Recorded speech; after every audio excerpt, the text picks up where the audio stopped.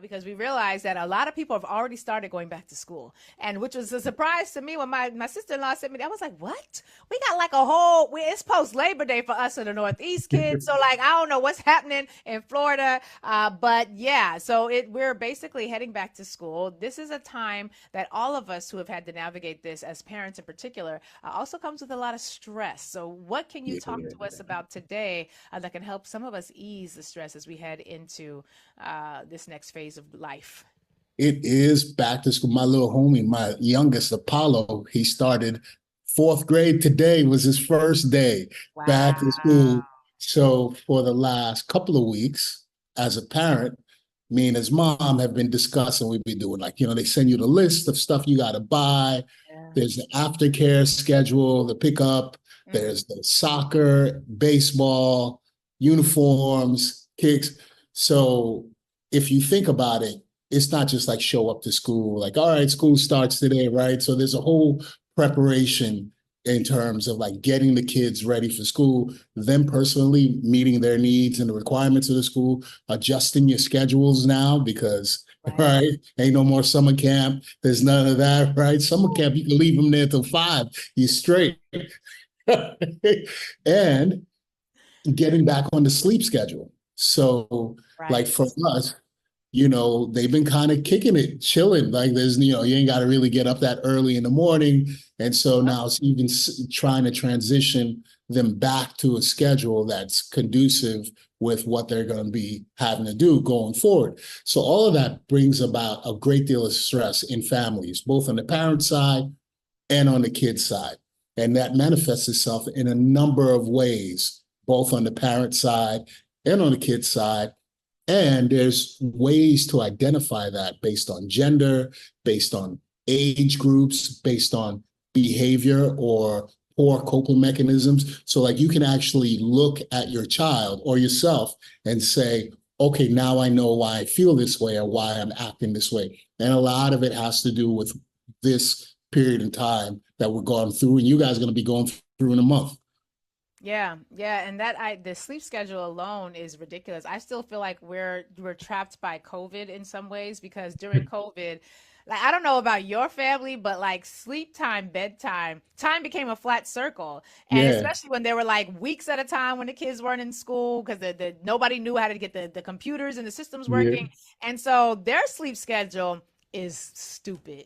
jacked, Like it makes no jacked sense. up.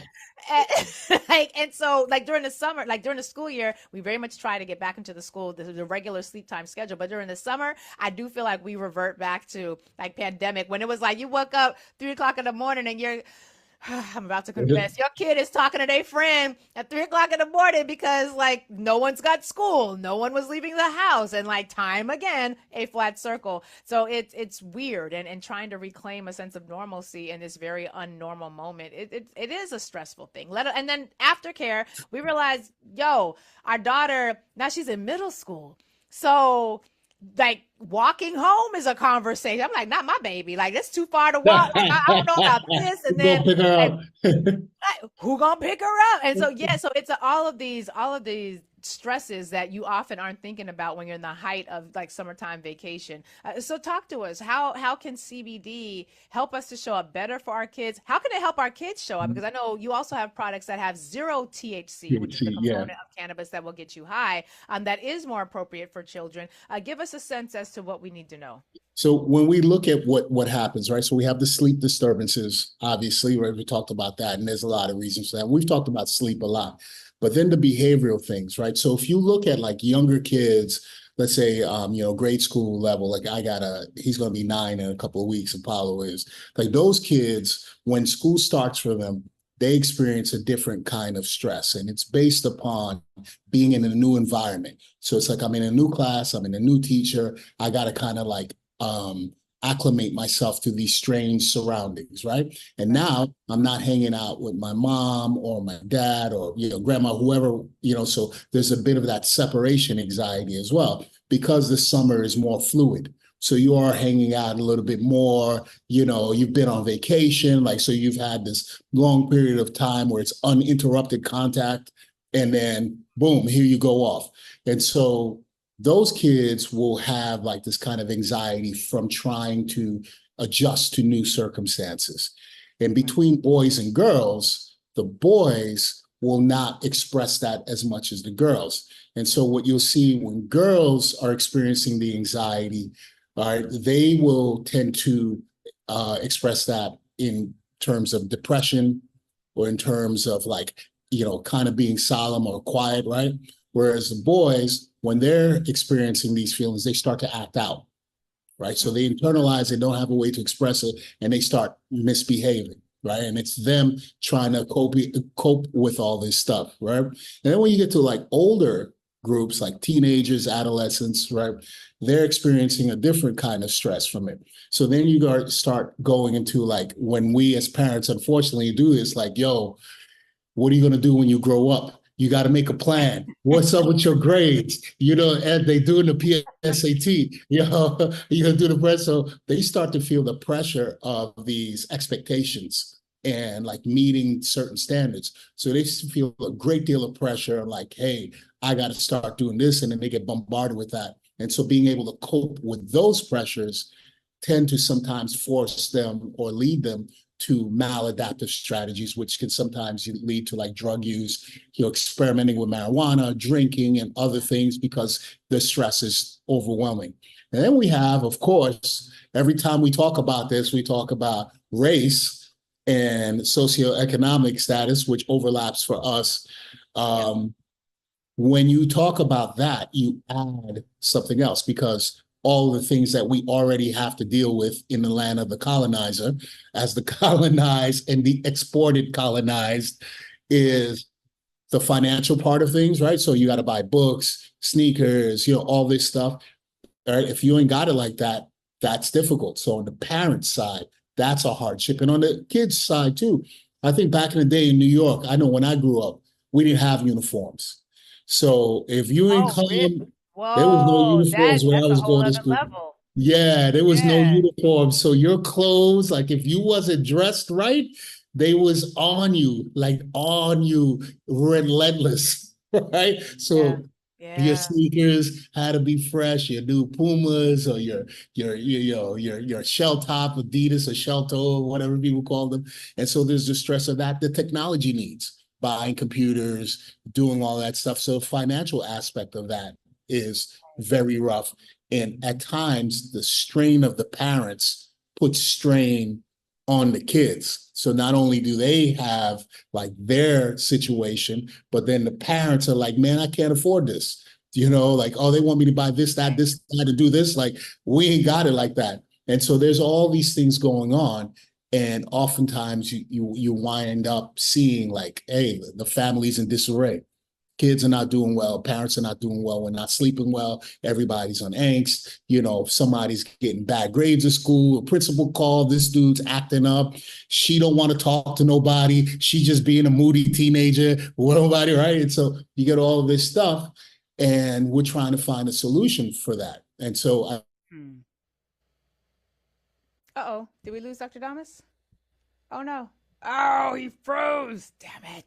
Wait, you froze, Doc. You froze. You were in the middle of the point, and like the stress of all the stress you were talking about stressed yeah. out your Zoom connection. So I was saying that, understanding that this ain't just random stuff, right? The kids are not just acting up for no reason.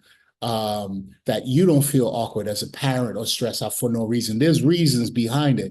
And the better we are at understanding that and learning that, so it's not just like, oh man, the kid's just acting stupid or like, yo, he just want to be moody or whatever. The better chance we have at doing things or finding interventions that are going to make things more productive for us and our children, as opposed to leaving them up to their own vices or disregarding them. And that's when you get like, hey, the substance abuse, the experimentation, sometimes you get your bouts of depression, poor academic performance, so that stuff is all interrelated. Yeah, yeah. This is it's so important because for a lot of us, we don't often recognize the acting out as stress related, and we will interpret behaviors from our kids as a grab for power when it's really a cry for help. And that's something that's extraordinarily important. And so, even outside of the back to school context, a lot of times stress in our kids shows up in these ways that look like bad behaviors and them Yeah. not listening to you. But the reality is they don't necessarily have the language, nor do they have the freedom of linguistic use in conversation with their parent, who is also their authority figure, in the way that they might with one of their peers. So I think I really appreciate your call to being mindful of that. And speaking of being mindful, there are a variety of techniques that I know you've talked about in Yeah. your latest article, that sort of looks at some of the ways that we can address some of these stressors. Would you mind taking us through some of those that we Yeah. can get a sense as So to you, a yeah. holistic approach? So I always like I'm really big into like the holistic approach to things. I don't want to look at CBD or cannabis as like your magic bullet, like fix all your Right. problems by taking this herbal remedy or whatever, because that's not the reality of life. That would be like me prescribing a pill to you. Same thing, right? Right. So Right. the idea that there's this one-stop solution that's gonna like fix all your problems is misguided. And so we got to really think about how we're existing in this society and the way that we're living and behaviors that we're engaging in and things that we're doing that could be detrimental to us, and also things that we're not doing that we could actually benefit from. And so, like you just said, the ability to communicate, right, like with a kid at their level using their words is really important. Many of us grew up in a setting. I could say for myself personally, it was a very authoritative setting, right? So my pops was like I never spoke to my pops about what I was feeling. He was like, get to work and shut your mouth, right? Listen, yeah, I don't want to hear nothing from you. Like, and my mom's, she was a little bit more kinder, but it was really like, yo, did you do your schoolwork?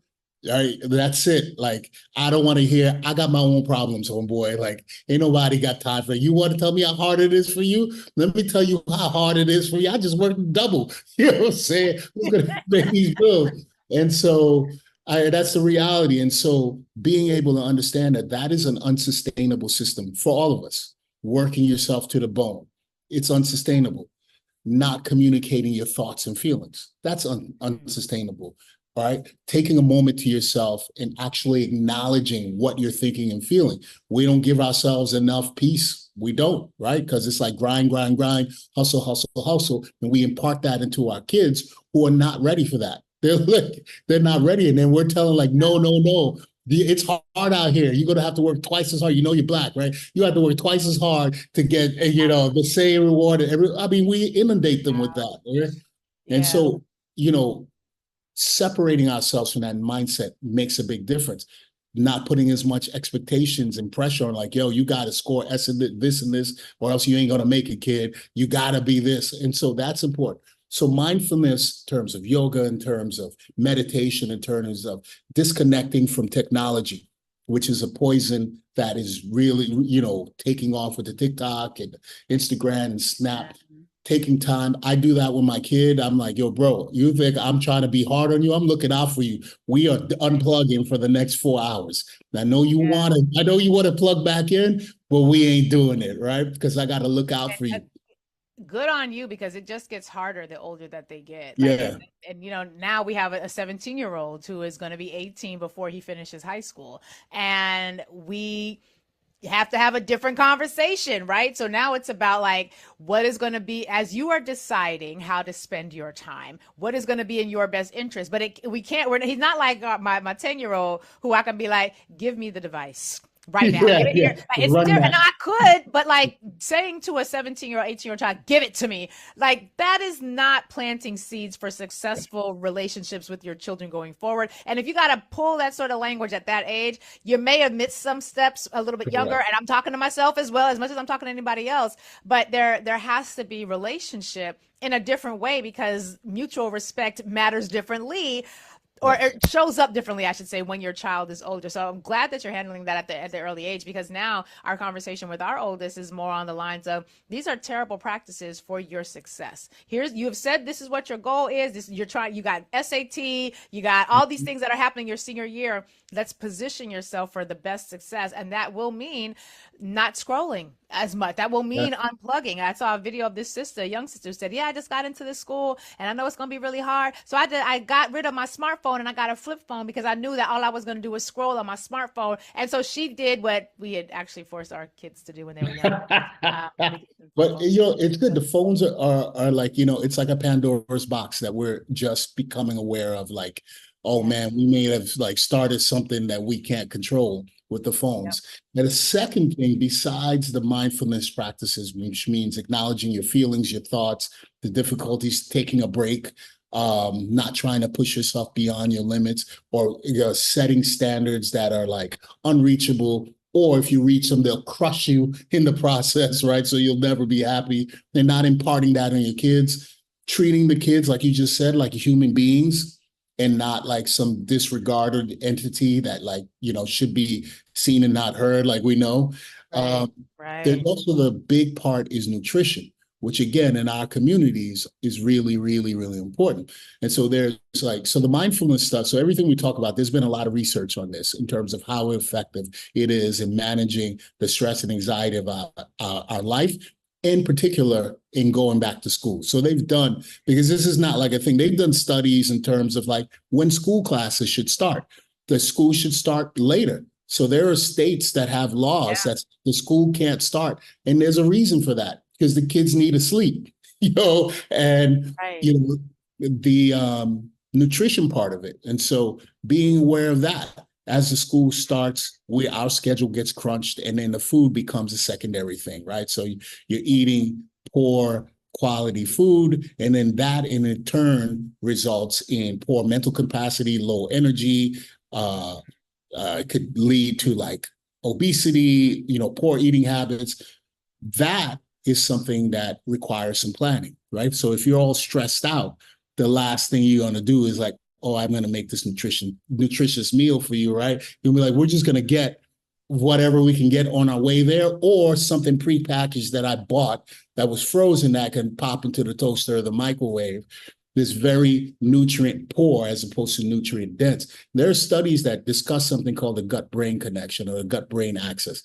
And basically, that says that what you put into your stomach directly affects your mind, not only in your intellectual capacity, but in your psychological capacity as well, right? So it's not only your ability to Wow. process information, but the thoughts that you're having and the way that you're having these thoughts. And so if you're not eating well and making sure that you're having a healthy meal and your kids are having healthy meals, it ain't going to turn out well for you, right? So even Mm. that makes a little bit of a difference. If you're like the kid is hopped up on Pop-Tarts or whatever, early in the morning, something really sugary, that could lead to behavioral issues, for example, Yeah. right? Yeah. Or it could lead to lack of concentration when you get that crash from the sugar, Yep. right? So now you're all hopped up, and 2 hours later, your insulin release has brought you back down. Then they're like, this kid ain't paying attention to class, right? And it's Right. like, so these kind of things, like before you even consider like, taking supplements and things like that, there are behavior modifications and things you can do in a household that can get you back on the path that you want. And then you start looking at, all right, so how can I do, I'm doing all this stuff, but I want something that can maybe help with the sleep or something that can help with the anxiety. Then we start talking about like CBD and cannabis and all that good stuff.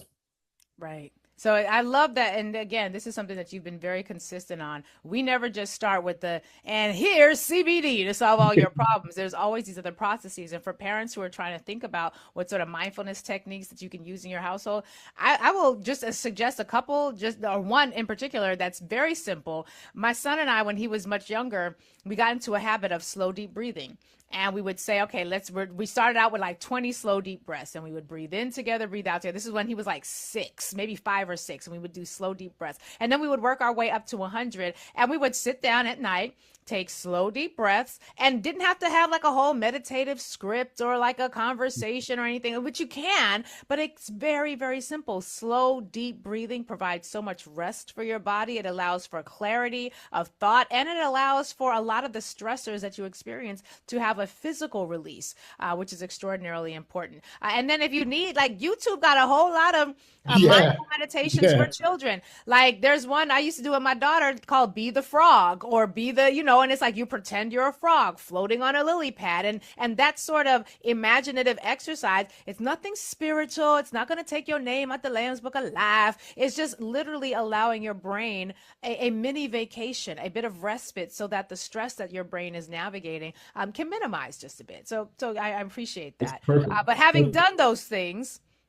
and Yeah. recognizing there's still a need, that's Yeah. when, if I'm understanding you correctly, it's appropriate to consider incorporating CBD. Your CBD, exactly. And so again, just reiterating for some of the new listeners or people who don't get it, right? So in the cannabis plants, these cannabinoids, you have the THC and the CBD, right? And so the CBD is basically everything but the high, right? So it's everything that you would get in the cannabis plant but the high. Interesting thing too, I was reading an article this morning and it talked about how the cannabis plants now are kind of like these bubonic strains. And I always tell my patients and customers that like the stuff that you're getting now is off the chain in terms of the THC content.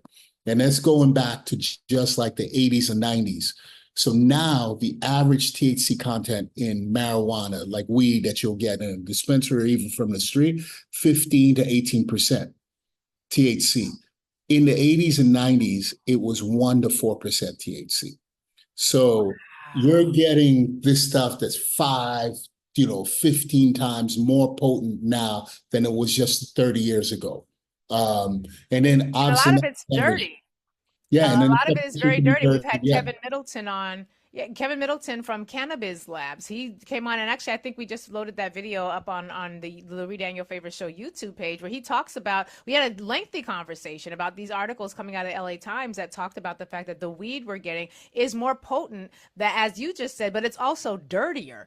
Even coming out of a dispensary, it's correct. often dirtier because of the way it's stored and the practices for handling it. So there's a reason why elders say today's weed wasn't like yesterday's weed. It Like is not, right? things have So it's changed. not. Yeah. It's very corporate, so there's a lot of corporate interests in it now. So we sometimes it's presented to us in a manner that it's all this kumbaya, feel good here.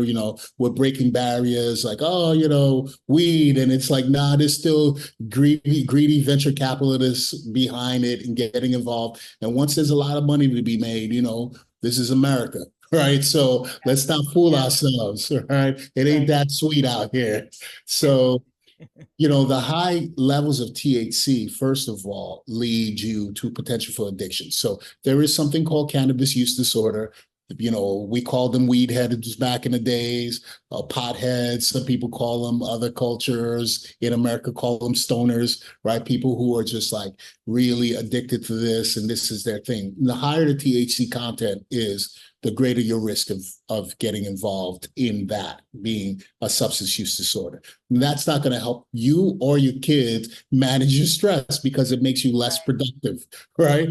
And so we don't really want to do that, right? So in terms of like managing stress and anxiety, I always tell people you don't need a hammer to fix every problem, right? It does not require a hammer. And the weed nowadays is a big hammer, right? Sometimes you need something with a finer touch, a more delicate touch. And that's where you go with the CBD, which has very, very low THC, less than 1% THC. So it's not going to affect your cognition, but it gives you the same anxiety relief. It helps you with the sleep. It helps you with the stress, and it helps you with the focus without the addiction potential, which is really, really, really important, especially when you're thinking about taking care of kids, being productive, or even giving it to your kids, as we mentioned, because we have zero THC options. And that's really, really important because there are studies that have shown that any substance that you give that's mind altering to the growing brain, right? So your brain keeps growing, is developing until you're about 22 years old. So if you're giving any mind altering thing at high or frequent high amounts or frequent amounts, it's going to change the development of that brain. And then it's also going to put you at risk for addiction. And usually if that addiction happens, it's polysubstance addiction. So it's not like, hey, I'm just, doing this. Now it's weed and cigarettes, weed and alcohol, or anything else. So you don't want to go down that road unless it's absolutely necessary, like it's a life-threatening condition or all the other medications have failed and you're like, hey, let's try the THC. So CBD is a great tool to have in your kind of kit, your medicine kit that can give you these results. It's part of your wellness routine, mindfulness, your dietary practices, your communication skills. It's part of the whole thing that you're going to use put together so that you can have this outcome that you want, which is the kid is happy, they're doing well in school, you're less stressed, right? You're feeling good, life is good, you're not disheveled, as opposed to like, damn, these kids getting on my last nerves. I can't take it. We don't want that for you. I don't want it, all right? That's And right. it, Nobody and it wants that causes stress amongst the parents too, which is another thing, which we don't want either. So you don't want the whole household in disarray. And CBD Yeah. can help you with that. There you go. No, and this is important because the reality is we're at a time where, again, I think people are open to the idea of holistic healing in ways like we haven't been in my lifetime before. I don't want to say never because there was a whole time before Western medicine where everything was holistic in nature. So for parents who are thinking about, because you have products that have THC, you've got products that have just CBD, you've got the full spectrum, the I don't know what the other types of spectrum are, but you've got these things. Broad spectrum, and Oh yeah, isolate. broad spectrum. Okay, there we go. I knew it was something. And I know that I have tried you have the hemp oil capsules, which again a non-THC capsule that allows you the benefits of CBD. You've got the hemp oil gummies, which are actually also tasty for those of you who like something to And they're chew on. vegan. And they're vegan. Well, there's that. So you really aren't just talking about it; you being about it. And when it comes to parents who are preparing to go back into school, is there a particular recommendation that you have for parents when it comes to one product versus another? If parents are thinking about something for their child, what guideposts should they be thinking about if they think that, okay, my child could also benefit from this non-THC, will not get you high, will not disrupt your cognitive growth and development? What are some of the questions that those parents should ask themselves to see if this might be a good option for their child? So, I would Oh, definitely. and sorry, we only have like 90 seconds. Also, All that right, let's do it. sorry. So, I would definitely, I'd like to recommend for if you're going to consider something for your kids, something with zero THC, just the CBD. So our broad spectrum gummies, and those you can cut in half, so you can kind of control the dose. So like half a gummy would be good just to chill the kid out. I help my kid go to sleep with a full gummy. I'd be like, yo, here's your gummy, homeboy. It's time for you to chill out. We're bringing this bad Yeah. boy down, right?